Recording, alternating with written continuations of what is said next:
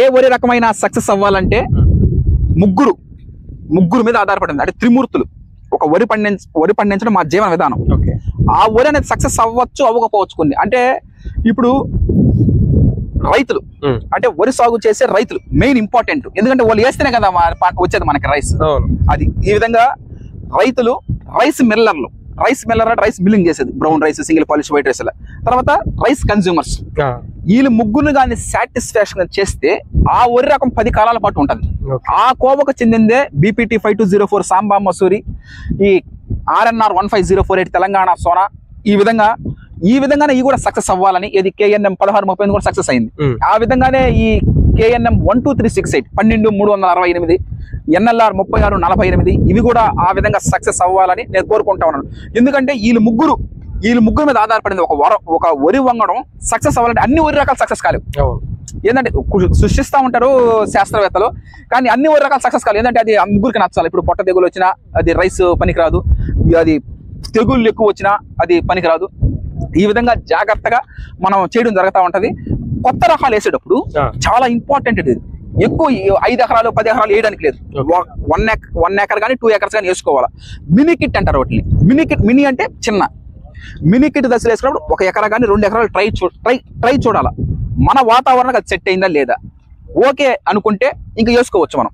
ఎందుకంటే దీని మీద ఫ్యామిలీ ఆధారపడింది. 1 రోజు 2 రోజు 3 కాదు, దాదాపు 4-5 నెలల పాటు మనము దీని మీదే మనం ఉంటాం. అంటే దాని మీదే మనం చేస్తూ ఉంటాము. అంటే జీవన విధానం కూడా అదే, వరి పండించడమే.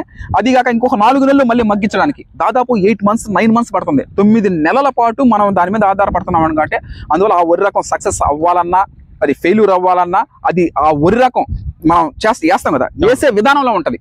మన వాతావరణ క్లైమేట్ చూసుకొని, మన అది తెగుళ్ళు ఏమైనా వస్తున్నాయా, వైరస్లు ఏమైనా వస్తున్నాయా, మన దానికి ఓకేనా, బాగా పండుతుందా, ఇవన్నీ సెట్ చేసుకొని అప్పుడు వేసుకోవాలా. అందువల్ల వాటిని 1 ఎకరా కానీ 2 ఎకరాలు కానీ వేయడం జరుగుతూ ఉంటుంది.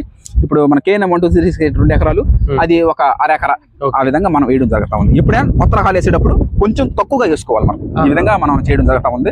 నూతన వరి రకాలని ప్రోత్సహిస్తూ ఉంటాను నేను. ఎందుకంటే ప్రతి దాంట్లో అప్డేట్ వర్షన్ ఉంటుంది కదా, ప్రతి దాంట్లో అప్డేట్ అవుతూ ఉంటారు. ఆ విధంగా ఈ వరి రకాలు కూడా అప్డేట్ అవ్వాలి, కొత్త రకాలు రావాలా. వచ్చి ఎంతో మంది కన్జ్యూమర్స్ కి, ప్రజలు ఎక్కువ సన్నాలు ఇష్టపడుతున్నారు. సన్నాలై సాగు చేయాలని మన ఆంధ్రప్రదేశ్ ముఖ్యమంత్రి కానీ, తెలంగాణ ముఖ్యమంత్రి కానీ చెప్పడం జరిగింది. ఆ విధంగానే మనం వాటికి కట్టుబడి సన్నాలు వేసుకుంటూ ముందుకు సాగుతా ఉంది.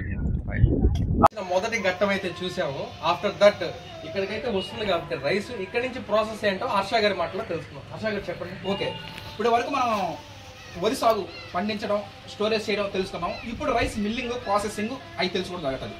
ఇది మన లోగో. వేట ఆర్గానిక్ రైస్, ప్రకృతి వ్యవసాయం, CVR మెథడ్ ఫార్మింగ్ లో పండించిన ధాన్యం నుండి తీసిన స్వచ్ఛమైన బియ్యం.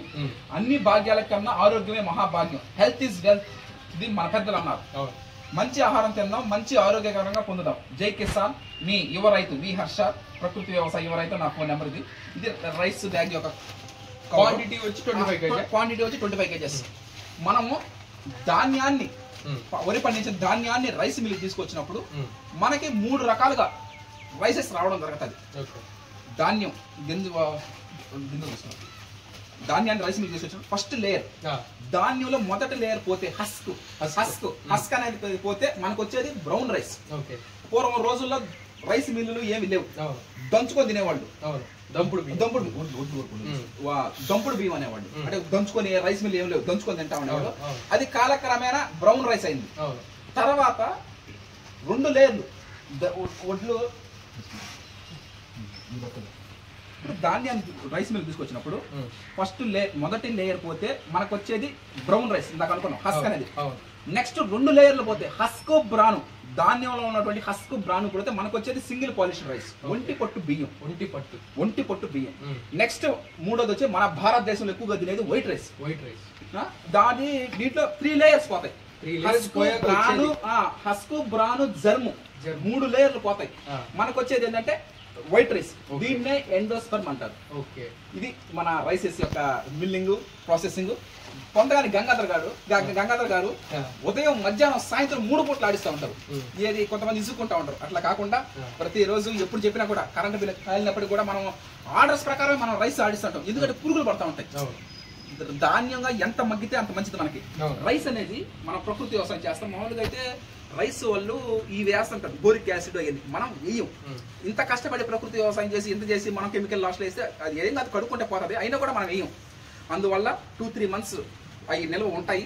తర్వాత పురుగు అనేది అటాక్ అవుతుంటుంది కాబట్టి మనం వాళ్ళు చెప్తుంటాం, ఏది ఎండు మిరప కానీ తెల్లగడ్డ కానీ వేపాకు కానీ ఇవన్నీ వేసుకోండి. వాళ్ళు అంటే పురుగు పడి 3 నెలలు 4 నెలలు పై పడిన వాళ్ళు 1 month 2 months 3 months ఏమి ఇబ్బంది లేదు, రైస్ చేసుకుని ఉంటుంది, పురుగు ఏం పట్టదు.